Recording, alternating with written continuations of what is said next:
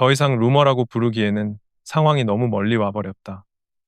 인쿠시와 정관장을 둘러싼 이적설은 처음엔 그저 팬들의 바람, 예능 프로그램에서 시작된 화제성 정도로 여겨졌지만 지금은 완전히 다른 의미를 갖기 시작했다. 특히 최근 72시간 동안 벌어진 흐름만 보면 이미 내부 결론은 끝난 것이 아니냐는 말이 배구 커뮤니티 곳곳에서 고개를 들고 있으며, 그 결정적 근거로 가장 많이 언급되는 장면이 바로 인쿠시의 SNS 좋아요다. 평소 SNS 활동이 적고 특정 팀 관련 게시물에는 일절 반응하지 않던 인쿠시가 하필이면 외국인 교체 이슈가 정점에 달한 시점, 그것도 정관장 공식 게시물에만 좋아요를 눌렀다는 사실은 절대 우연이라 보기 어렵다. 더욱이 위파위의 시즌아웃급 부상 가능성이 내부적으로 거의 기정사실화된 상황에서 정관장의 프런트가 조용히 다음 수를 고민하고 있다는 이야기가 흘러나오던 바로 그 타이밍이었다는 점에서 이 좋아요는 상징 이상의 것으로 해석된다.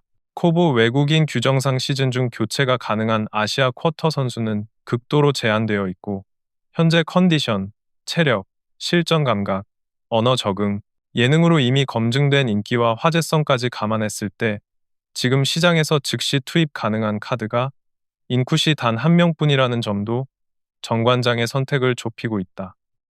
배구계에서 선수나 에이전트의 SNS 신호는 공식 발표보다 더 빠르고 더 솔직한 메시지로 여겨진다. 그 안에 아직 말할 수는 없지만 준비가 되고 있다는 암묵적 의미가 담기기 때문이다. 그리고 두 번째 징후는 정관장 내부 분위기 변화다.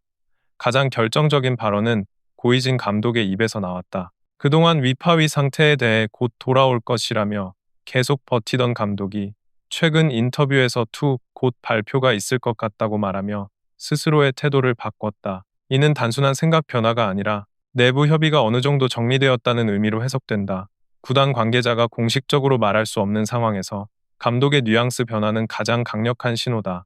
배구계에서는 이런 발언이 나왔을 때 이미 교체 결정은 70% 이상 진행된 것으로 본다. 세 번째 징후는 전술적 맥락에서 드러난다. 현재 정관장은 위파위의 공백으로 리시브 라인이 무너졌고, 공격은 지나치게 메가에게 쏠리면서 상대 블로커에게 완전히 읽힌 상태다.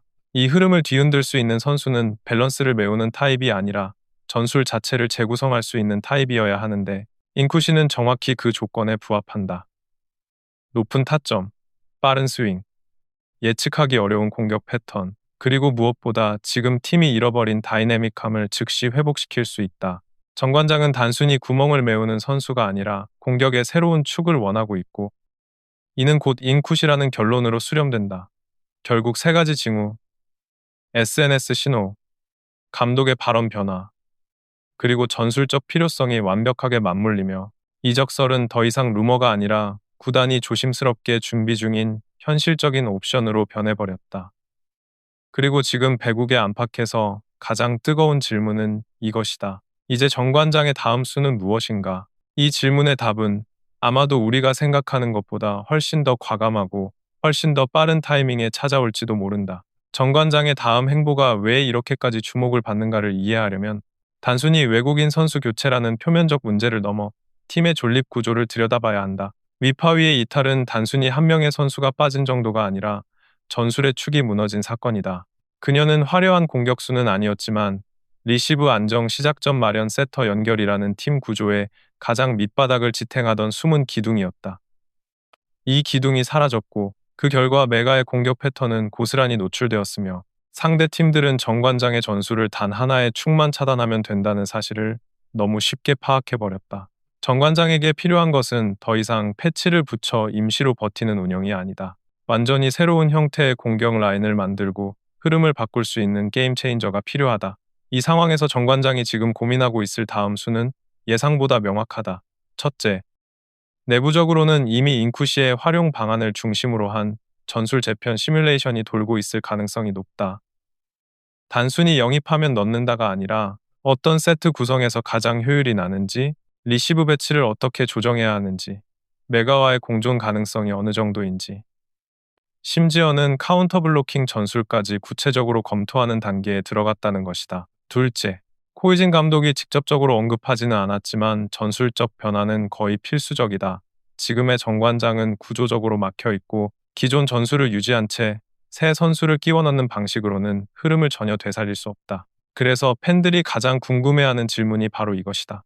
만약 코이진 감독이 전술을 바꾼다면 그 변화로 가장 먼저 혜택을 보는 선수는 누구인가? 많은 이들은 메가라고 예상하지만 사실상 최우선 수혜자는 세터다. 새로운 타점, 새로운 각도, 새로운 스피드를 가진 공격 옵션이 들어오면 세터의 선택지가 단숨에 넓어지며 경기 전체의 템포가 바뀐다. 세터가 자유로워져야 메가도 다시 살아나고 윙 공격 전개가 다양해져야 상대 수비가 흔들린다. 결국 인쿠시의 합류는 개인의 문제가 아니라 정관장의 전술 생태계가 재구성되는 과정의 핵심 트리거가 되는 셈이다.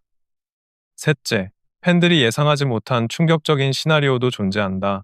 그것은 정관장이 인쿠시를 단순히 위파위 대체로 보지 않고 시즌 후반에 대비한 장기 카드로 가져갈 가능성이다. 지금 V리그는 예년과 달리 변수가 많고 후반부에 접어들수록 체력과 전술 변화가 승부를 가르는 구간이 되는데 그 시점에 완성형 공격 옵션이 하나 더 준비되어 있다면 이건 명백한 리그 경쟁력의 격차로 이어진다. 인쿠시는 성장성이 크고 예능에서 보여준 것과 달리 이미 반 프로 수준의 트레이닝과 전술 교육을 받아왔기 때문에 단기 임팩트뿐 아니라 후반 안정성까지 기대할 수 있다. 넷째, 구단 마케팅팀과 프런트가 이 상황을 어떤 관점에서 보고 있을지도 중요하다. 정관장은 성적은 강하지만 브랜드 파워는 상대적으로 약하다는 평가를 받아왔는데 인쿠시라는 상징성 있는 선수가 들어오는 순간 팀 이미지, 굿즈 판매, 관중 유입은 눈에 띄게 변화한다. 이건 단순한 선수 보강이 아니라 클럽 브랜드 재편의 기회다. 구단이 이 엄청난 파급 효과를 모를 리 없다. 마지막으로 모든 징후가 인쿠시 쪽으로 기울고 있지만 절대 방심할 수 없는 변수도 남아있다. 코보 내부 일정, 구단 간 경쟁 가능성, 인쿠시 본인의 의지 등은 여전히 미세한 조정을 요구하는 요소들이다.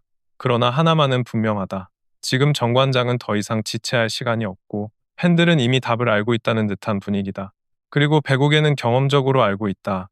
루머가 모두의 입에서 동시에 사라질 때. 그때가 바로 공식 발표 직전이라는 사실을.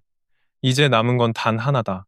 정관장의 충격적인 다음 수가 언제, 어떤 형태로 우리 앞에 나타나느냐이다.